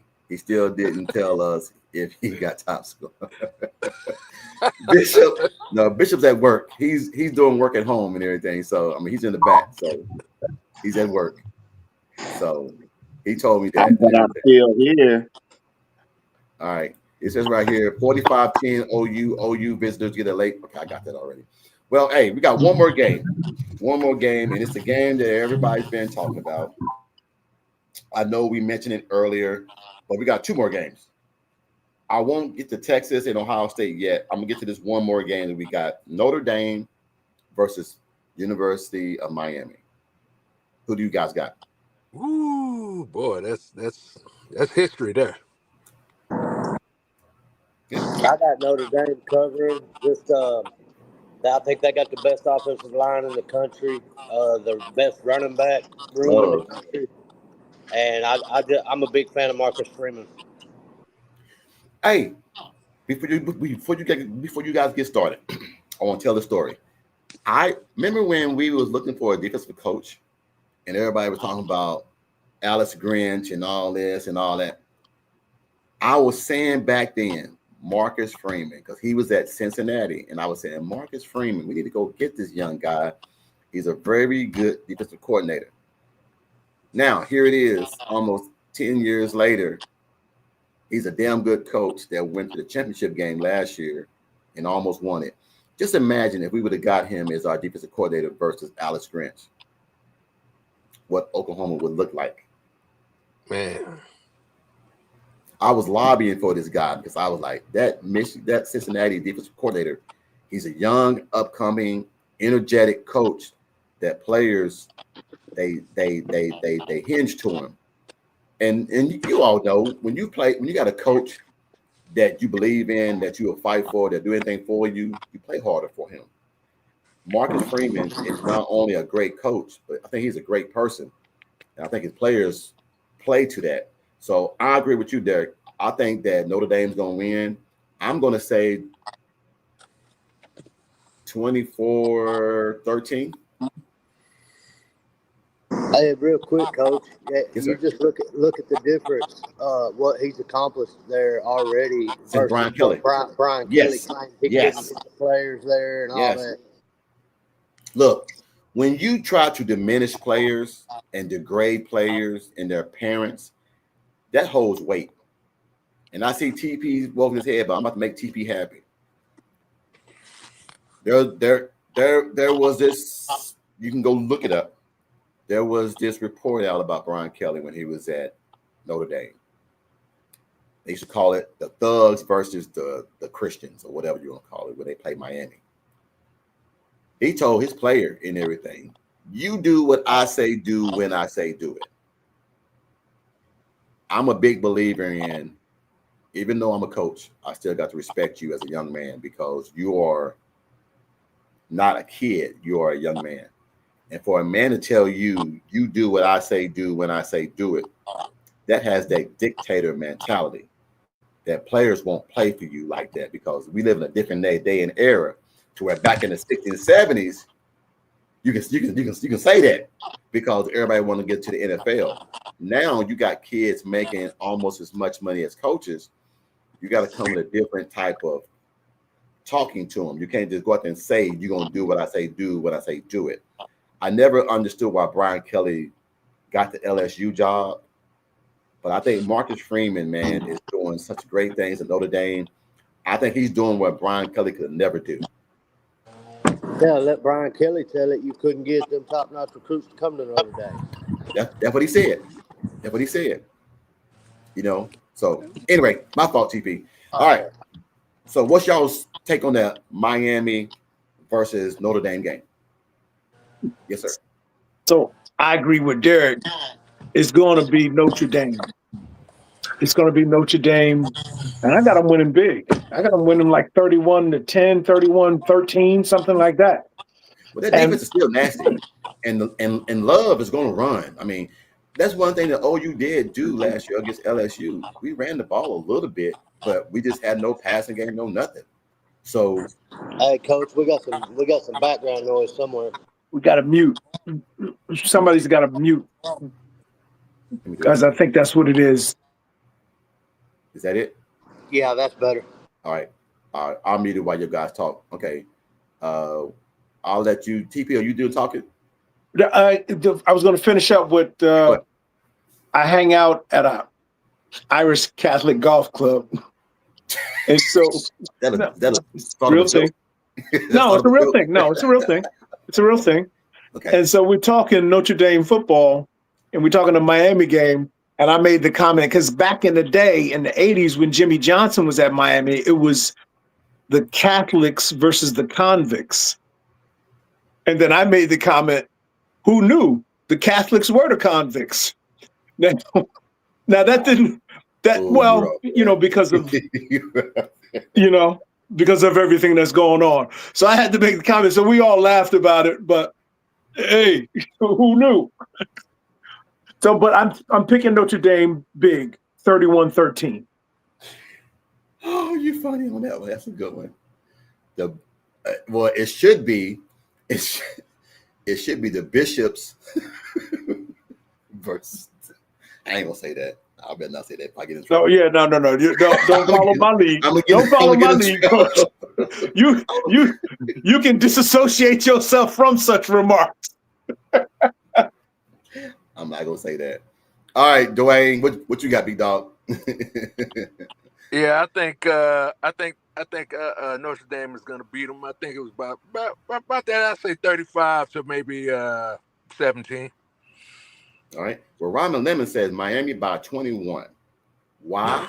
because I made up the reasons and I'm taking a shot in the dark. Well, man, you walking blind in the dark because they won't beat no damn Notre Dame at 21. If Ohio State couldn't do it, Miami. But here's the thing: is Carson Beck gonna come in there and change the landscape and bring that national championship vibe to Miami? I think Notre Dame's running game, they're deep in that running back room. They got the best O-line in the country. I think they're just going to wear Miami's defense out. No, I take you on that one because Jimmy Setterfield says the same thing. Notre Dame by 11 because Miami has no defense. Now, that's one thing that I remember when Kyle went there, and there's a great running back that's at Oklahoma right now. Ott ran for all kind of yards against Miami last year when he was at California. And the defense was bad. I remember, was it last year that Georgia Tech ran for 277 yards against Miami and beat Miami?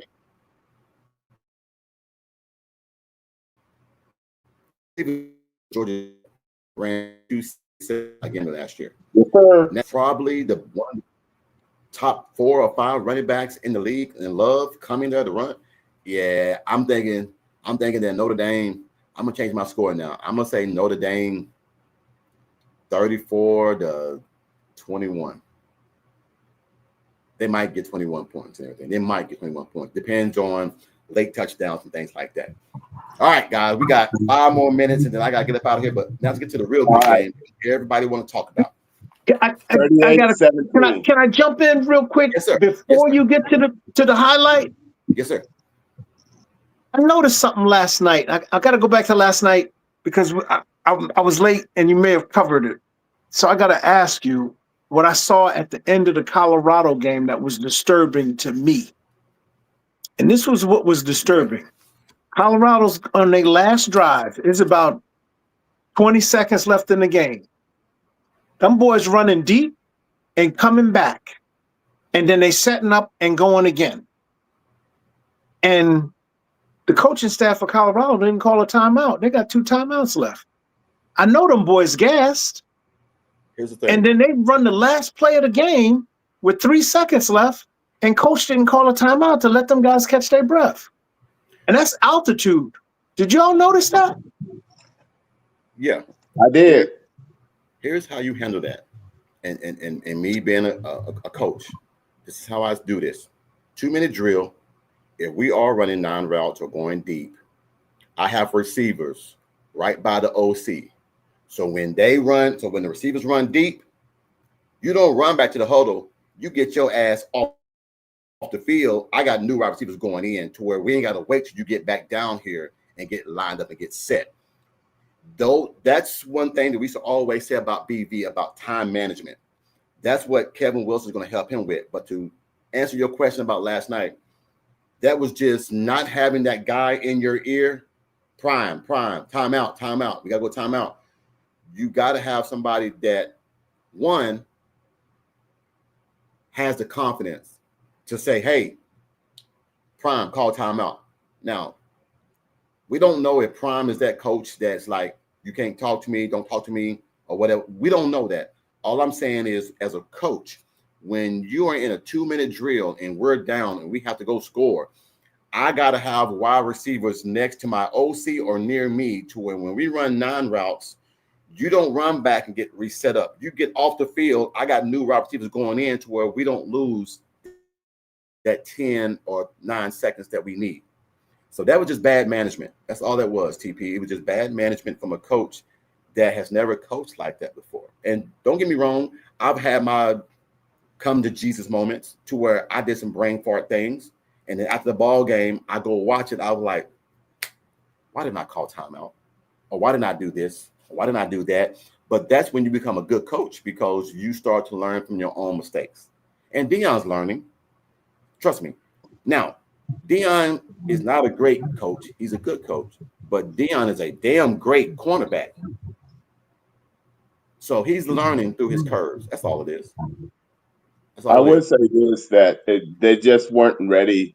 You could tell that it was a coaching staff put together that wasn't paying attention to the details. They haven't got their nuance to know what to do in the unnecessary details.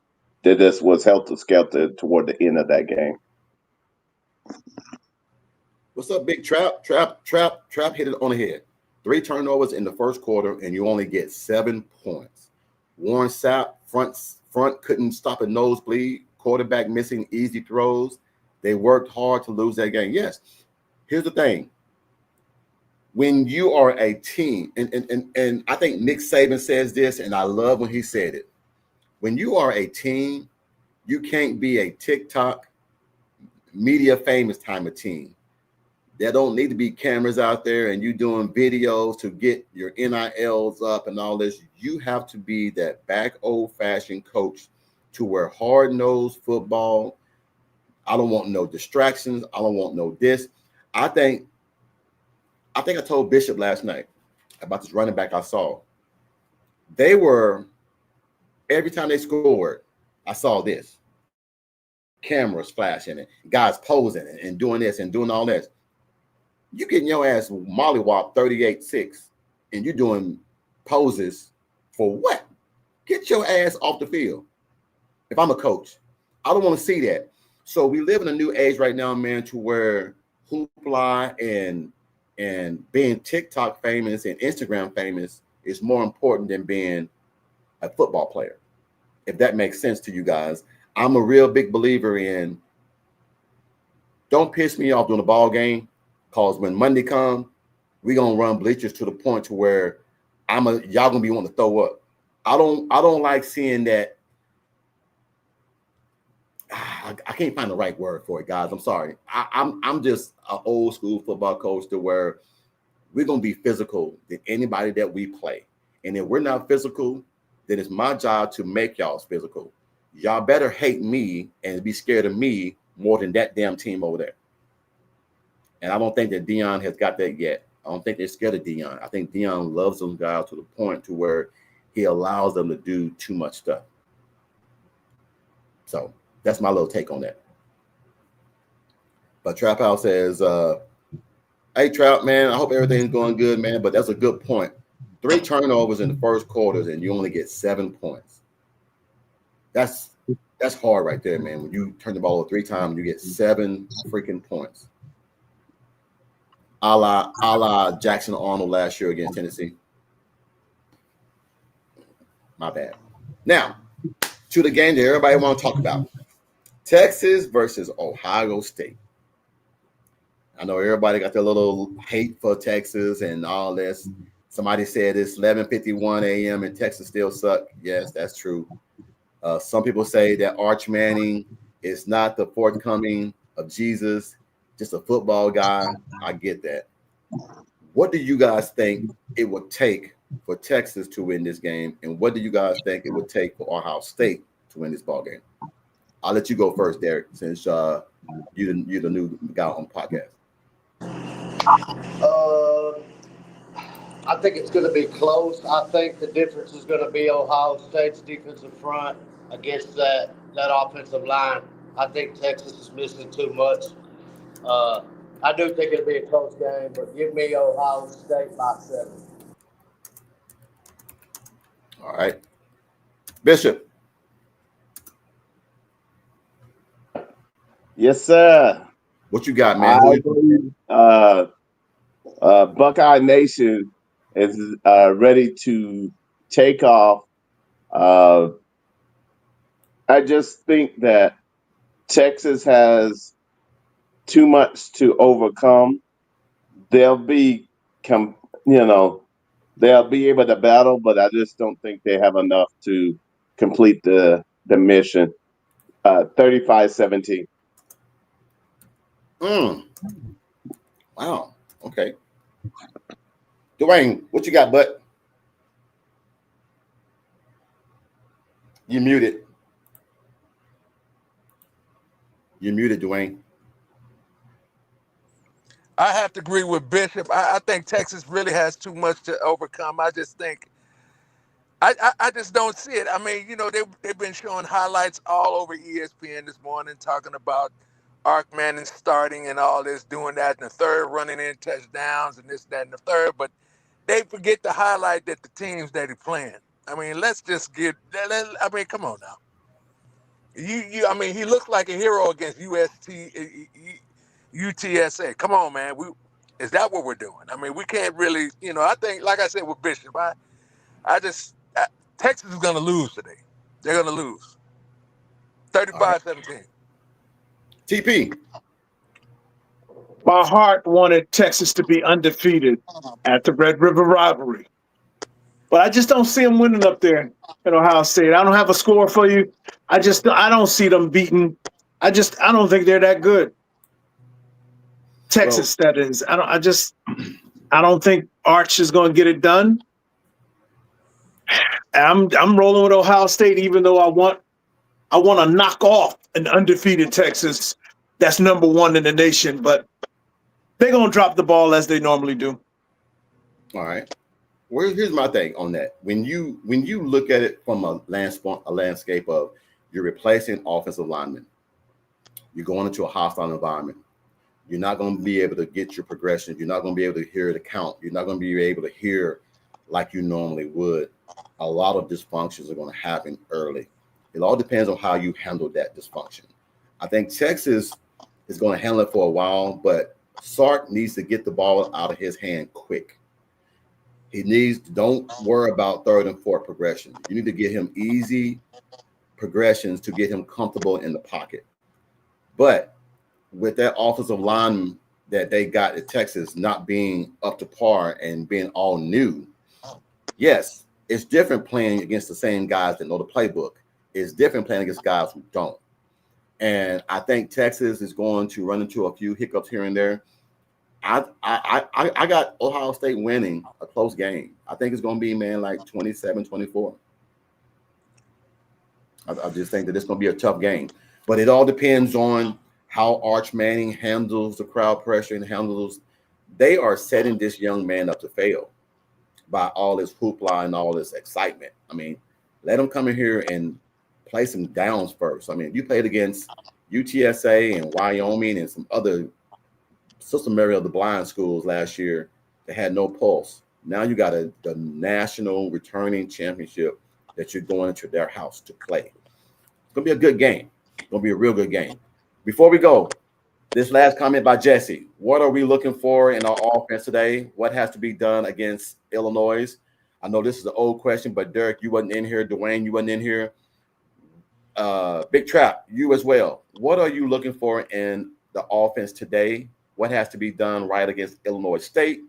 Just the end score isn't indicative of how good our offense will be. See Temple last year. So Derek and Dwayne, what are you guys looking for today out of our offense? And what do you want to see against Illinois State? Derek, go ahead, first. Derek. I'll let you go first. Total domination up front and complete opposite third down conversions as we had against Temple last year. Okay. All right, Dwayne. I'm looking to see how the offensive line holds up, how we're moving, how the pieces are fitting in. Are we established in the run? I mean, I want to see these wide receiver studs. I want to see what they're going to do. I mean, I really want to see what we're working with. I mean, I've been hearing about all this talking. I want to see what they're really working with. I mean, how long is John Mateer going to play? How long are the starters going to play? I would like to see Hawk get as much playing time as he can in this game. Okay. Do you think that we will see two quarterbacks with more than 100 yards passing this game? Absolute. Everybody thumbs up. Everybody else thumbs up, or thumbs down? Thumbs up. Okay. Cool. All right, guys, man. Well, hey, I always appreciate you guys jumping on. My wife just came and stuck her head around the thing. We got to go to Costco before the ball games come on. I told her I want to watch football tonight, so I got to go to Costco first to get all this stuff. Derek, man, I appreciate you jumping in, man. I'm going to send me your email, Derek, so I can add you to the show. We're going to start making this every Saturday, Dwayne and TP. We're going to start making this a Saturday pre-game show to give some predictions of the top games and give our own little spin, a little touch. Nothing special, nothing real fancy, just good old boys talking football and giving our honest opinion. I think that we did a pretty good job today.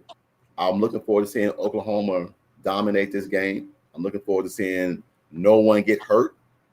I'm looking forward to us just going to have a clean game with no penalties and no stupid mistakes. Yep. Other than that, anything anybody got to say in closing? Yeah, Coach Rick, why you got the same shirt on? Come on, Coach, you're killing me. Danny Stutzman. Okay, you got that. Danny Stutzman. You got that. Look. Hey, that's the only reason, big dog. But hey, not only that, I have an ex-football player of mine who sent me a go bag of all Saint stuff. Okay. And everything. So that's the only reason. But since Danny's there now, I'm going to represent the Saints. Okay. That's the only reason. Look. I'm ready. I'm thirsty now, Coach. I'm getting thirsty now. I gotta fine tune what day I'm gonna do what I gotta do and be ready. I got to be ready. Hey, you know what I got ready for tonight? I got me a 20-piece wings ready. I got me some lemonade ready. I told my wife and everything, let me know all my honey-do list thing before the ball game come on. When the ball game come on, don't bother me, don't talk to me. just leave me alone. But Coach, you about to get off and you going to the store. Man, Arch is playing in a few minutes. What are you doing? Arch is going to be on TV. You can listen to that to the radio, Coach. Listen on the radio. Where's that fly at? Where's Arch? It's the greatest quarterback ever. It's Arch. I don't understand. It's Arch. Hey, look, the greatest quarterback that's playing today will play tonight at 6:00. So, we'll talk about that later. Until then, man, I love you guys, man. Thank you. Hey, and Dwayne, I ain't forgot. I've been very lazy. This damn thing is still sitting here on the floor. I apologize, big dog. No. I've been swamped. Bishop will tell you, I ain't did a podcast in a week. They got me running everywhere. But I believe it. I promise. I believe it because it's going like that at work. It's just I've been for the past couple of weeks. We've had a lot of things going on. I mean, it's just leaks. Everything's been going on at work, and it's just. I understand. Believe me, I understand. No, I mean, day job, commissioner, officiating, camps, 7-on-7, and then what should have been first, husband. I'm all over the place, man. But I apologize. Hey, man. We'll try to get things back in order, man. But I want to give you that microphone, man, because I want to get your podcast going, man. Because I think that we're in the season of seeing a lot more of us do our own little thing and gel together and become one, man. So I want to say that. Other than that, man, you guys have a wonderful day. But we will be on tonight at halftime. Okay. We do a halftime show. Me and Bishop do it every year. Halftime show. Okay. So I'm gonna have a link up. It'll be ready for you guys. We'll do our little halftime assessments, and then we'll also do one after the ball game. So this is the normal crew right here, the four of us. So we'll always be on at halftime and after the show if you guys are good. Hey, where's the legend at? Legendary thing, man. I think he's doing a gig. He texted me last night, this morning, but I couldn't get the phone call. So he's probably doing somewhere doing a gig, but he will be watching the ball game tonight. He might be in the halftime show with us. We'll wait and see. Okay. But them shoes was fire, right? Them shoes was fire, right? Hey, look, I'm gonna tell you something. I got a guy of mine that's over in China. He's gonna make me a pair of those shoes. What? He's gonna make me a pair of those shoes. I told him that I need something funky and fresh with a pair of Nike Jordans with the OU on it. So he said, that's bad. Let me come up with a few things and send it to me. When I send it to me, I'm sending it to you guys, and then that's what I'm talking about. If you want them, you want them. Like I said, I got some guys that know some people, and that's the luxury of having a family member, man, that's kind of a big wig somewhere. I meet people all over the world, man, that I've never thought I would ever meet. And it's a normal conversation. They're not up here. They're like blue jeans, sandals kind of guy. They ain't, but they are billionaires. So, hey, I'll kick it with them and go play golf and drink all that free beer. Yeah, I'll do that. That's All right. God. That's God working with you, Coach. That's all. That's God working with you. That's all. Hey, man, I love this, man. I tell you all the time. I tell Bishop, well, Bishop, no, we talk almost every day. I love doing this. He said, Coach, it's something in your heart. It's something that God wants you to do and prove, and you're just doing it. He says, so whatever he put in your heart, do it. So I'm doing it. That's all I can say. So I want to see us move the ball at will in both passing and running game. No fourth downs, just all gas. Hell yeah. All right, guys. Until halftime tonight, Boomer Sooner, it's game day. I'm ready for this. At halftime, let's beat 35-0 or 42-0, and then we'll be all gas, no breaks. Until then, you guys have a blessed day. Boomer Sooner, let's get it done. Coach Rick's out. Peace. Money, me making good, my money need a loan. I'm just getting money, I'm just getting money. Me making good, my money need a loan. I'm just getting money, I'm just getting money. Me making